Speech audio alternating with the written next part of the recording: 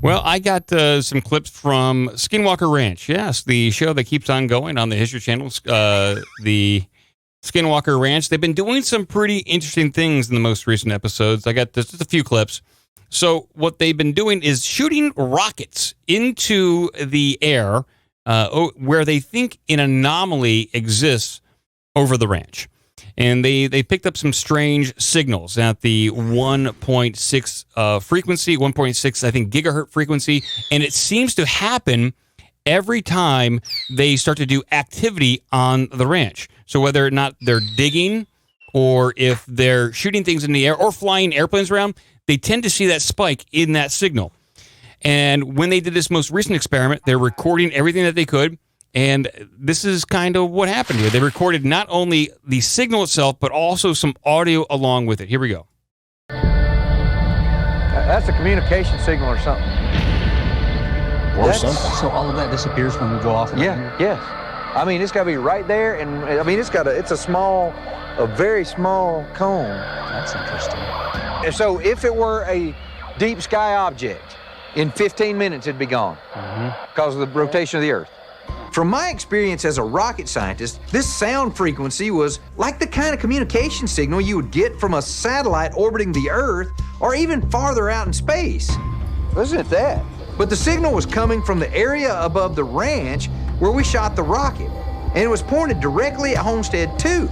So what would be broadcasting a communication signal like that, and where could it be coming from? So it's kind of all wobbly. Like if you listen closer to it, it does seem like there could be some voices in there. Like maybe that's your mind trying to place something recognizable on the audio you're hearing. But they recorded it, and they checked with a local broadcast FM station in the nearest town, which is about I think 15 to 20 miles away.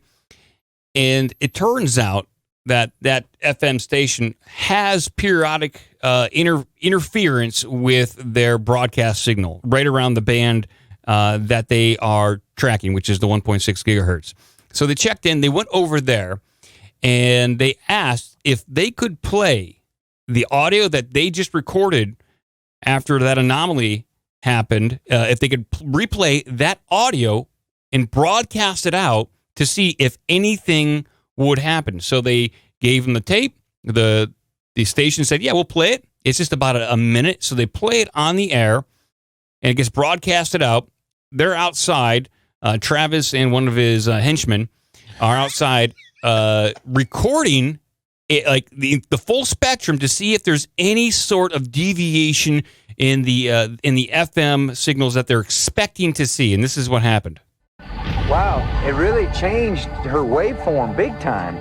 Look how the waveform's reacting to it, though. You see that? What's right here? When an FM radio station broadcasts music or anything over the airwaves, the frequency always has a constant and uniform pattern. You shouldn't see any deviation in it, no matter what the sound is. But as soon as Jen started broadcasting the sound from our 1.6 gigahertz signal, the station's frequency began showing strange, sporadic spikes. Now that shouldn't be possible. So it really made us wonder if our experiment might stimulate something strange out here in the basin community. And if so, would it be anything like the phenomena we've seen on Skinwalker Ranch? This has just been a test, everybody. Thanks for listening. I'll put you back to the music now. I'm Jen Rook.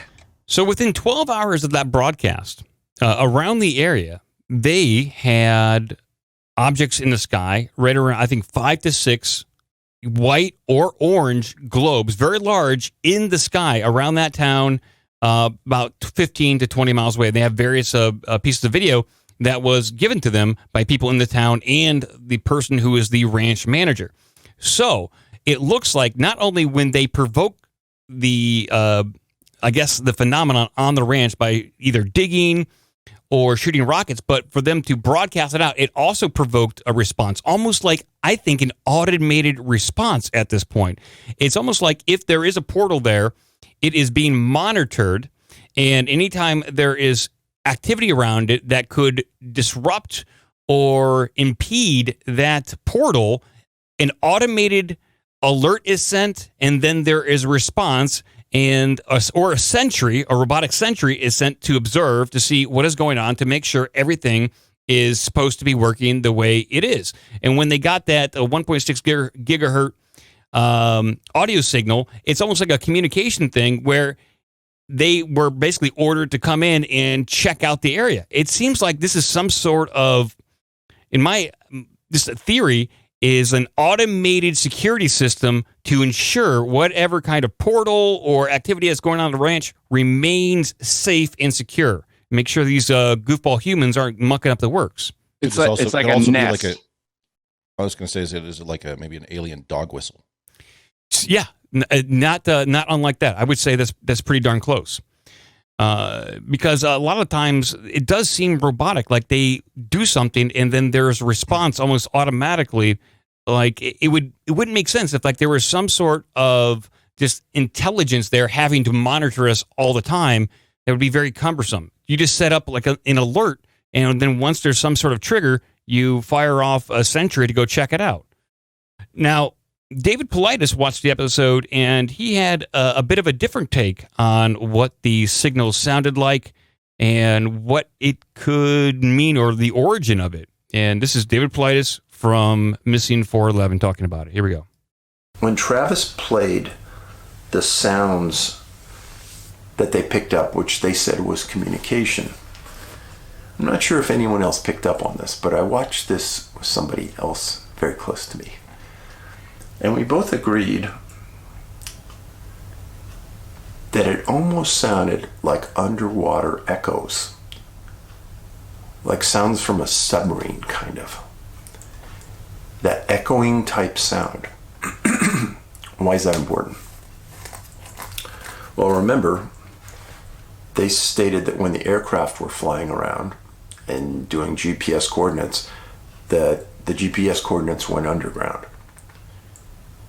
Well, also, I just told you about this huge reservoir less than a mile from the ranch. So could those sounds that they heard have been emanating from that location? So David Politis investigates Missing 411 in the profiles. Oftentimes when people go missing, it is near a body of water, near a boulder field, at certain points in time. And Skinwalker Ranch is located about, I think, a couple miles away from a large reservoir, a very large body of water. And that body of water actually could go underneath the ranch through underground tunnels.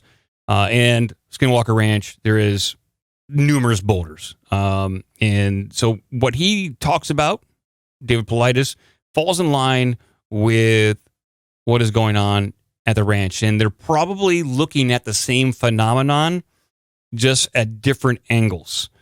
And what it reminds me of a little bit, like the automated response, is it does remind me of a Star Trek episode, Star Trek Next Generation, where Picard and his team go down to a planet and they are met with holograms and sentry bots that are programmed to fight people who show up there as sort of a weapons demonstration to sell a package of weapons to customers. And the system had been left on for thousands of years. The civilization that built this weapon system to showcase itself and to be sold had long since died off and had died out. But the system, the automatic system, was left in place and still operated.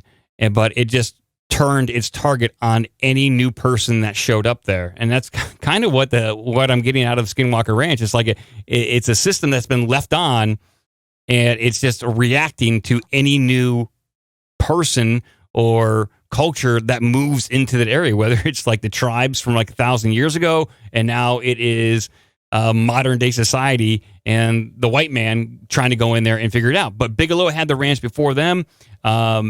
And Bigelow's not sharing too many things.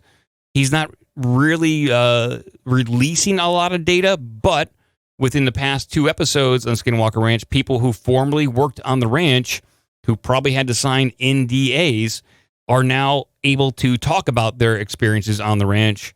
And so they're trying to help Travis out and at least kind of point him in the right direction to where there could be underground caves, where there could be entrances into underneath the ranch. And so that's what they're dealing with now. But they're no closer to figuring this thing out. It's just more things on top of another. But at least they recorded that signal and they're able to, I guess, provoke it at will when broadcasting it.